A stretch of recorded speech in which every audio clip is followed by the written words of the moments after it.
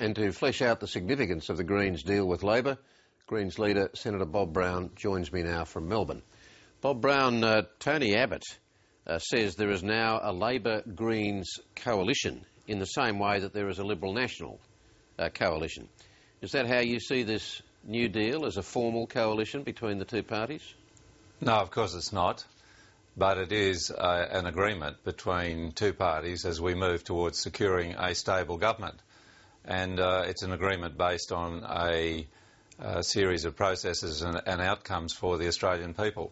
It's interesting that this formal agreement will give you and your new Greens MP in the House of Representatives better access to the Prime Minister than Labor's entire backbench, with guaranteed meetings for you with her every week when Parliament's sitting. Now, that's extraordinary access, isn't it? No, I think that's very appropriate. We will be needing to talk with the Prime Minister about legislation coming into the House, because in this arrangement there will inevitably be, with her, as there would have been with Tony Abbott, legislation that we're not going to agree with. And it's very important, Kerry, in those circumstances where, if we've got the national interest in mind, and we certainly do, that we're trying to iron out differences before they occur. You can tell from Mr Abbott, if Prime Minister Gillard has that office after this is all sorted out, he's going to be very much on the attack. He's very negative. He's indicating that he'll be attempting to be quite destructive with a future Labor government, and therefore it's very appropriate that the components who are helping that government to work for this nation are in good contact with the leader of the Labor team. Is it your ultimate goal to have to have a seat at the cabinet table? No, it's not. I've said in the last couple of weeks that it would be better for Cabinet if it took in some of the talent of the Greens, but that wasn't on the table. It wasn't discussed at any time in my discussions with either Julia Gillard or Tony Abbott. The old single-party idea is too strong, Kerry, for us to be able to work through that possibility in the short timeline. We have opted instead to get this agreement so that we can move forward to getting the government that Australians want to see out of this election result.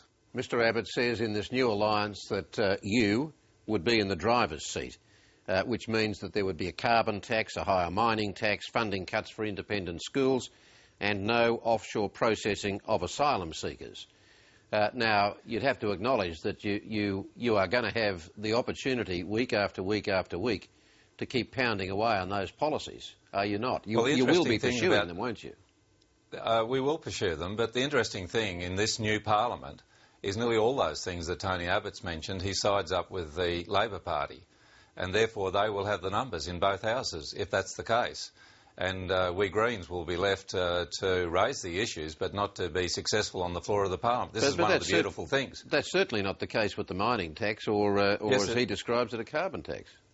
No, but I've made it clear, the Greens were crystal clear about this with the people of Australia in the run to the election, that we wanted the original 40% tax on the super profits by the big mining corporations, but that we would support the Gillard government in raising the billions it will raise to put into nation building if Tony Abbott was opposing it in the Senate. So we are very practical about that. We will take the government's option because it is much better, much more responsible in terms of being able to provide the services, the infrastructure, the nation building that Australians want to see at this time when there's massive corporate profits coming back to the mining companies which are digging up the minerals out of this country's mineral wealth. Okay, can we look at this inclusive climate change committee made up of parliamentarians from the different parties? But they're only eligible on this inclusive committee if they agree that there should be some form of putting a price on carbon, which immediately and automatically excludes the whole coalition, because their fixed policy is not to have a price on carbon. So how inclusive is it? No, quite the reverse. Until the middle of last year, the then Turnbull-led opposition had gone into an arrangement for a carbon trading scheme which would effectively put a price on carbon. So that, and you might remember that there were two members of the Senate who crossed the floor to support that option, even when Tony Abbott came in and became very obstructive about it. But by the same token, Senator Brown, you know that no member, that the coalition would be bound by the party's formal policy, which says no price on carbon, and that automatically excludes them from participating in this committee. And I would imagine at least one independent would be excluded, Bob Katter, who also doesn't support putting a price on carbon. Well, first things first, I think that climate change is going to keep impacting on the Australian economy, on farmlands in this country where it's had a huge impact, and that's where the Greens are here being the defenders of the rural interests in this country in terms of wanting to find a carbon price to put onto the polluters, Kerry, who are causing the problem. But yes, we will want a committee that's going to work. It's time to the climate deniers and so on can have their own committee, but we're looking to a committee that's going to positively move towards the carbon price, which Sir Nicholas Stern in Canberra today at the World Authority on this is saying is what's required, a good thing if you're going to have the economy and the security of the economy that we want in the future. But it's not just climate deniers who would be excluded. It's people who accept and embrace the arguments about climate change, but simply don't believe that a carbon trading scheme is the best way of tackling it. Yes, but and they would be excluded too. Correct, because they run into the best economic advice, which came from Nobel Prize winner Stiglitz here in this country a month ago, and other top economists, that you do need a carbon price, whether it comes through a trading scheme or through a carbon tax on polluters. You do need a carbon price if you're going to be able to bring down the pollution of the atmosphere, which threatens the future of not just our economy but our environment and lifestyle in this country and right around the world. But do you also accept that this whole committee process could be meaningless in achieving action on climate change if a Gillard government wasn't bound by its findings, as they would not be? That's a matter of trust.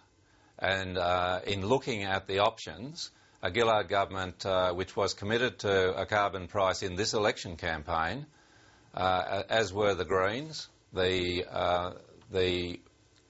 trust in the future of this process, which I've talked over with the Prime Minister, I have. I'm very excited. I'm optimistic about it. We are going to release the parameters for the working of this Commission within this month. We don't have those yet. There's further discussion on that, but I believe this process is going to move this country forward, and quite rapidly, in coming to the consensus for action which is central and which needs a carbon price. The alternative here was to go with Tony Abbott, who said there'll never ever be a carbon price. In other words, we'll never ever get real action on climate change. And he said 95% of what the Greens stand for he agrees with. It's that 5% that in this agreement. It's that 5%, this almighty need for us to responsibly address climate change, that he's unable to step up to, and therefore the Gillard government is the best option that there is in reaching an agreed outcome and a course of action on climate change. Now, is the whole reason for this deal to give Labor the appearance of, and to put Labor in a better position to argue that it has a case to form a government because you are formally giving them a 73rd seat? In other words, this is a cosmetic to help Labor across the line. No, not at all. If the independents had wanted to go with Labor in the last week or two, they would have been preempting this deal. We've made it public as soon as we reached it. But there's so many good things in this arrangement, as we saw on ABC News a while ago, that there's hardly anything in there that I think any Australian would have take any great umbrage with. We are going to get truth in political advertising.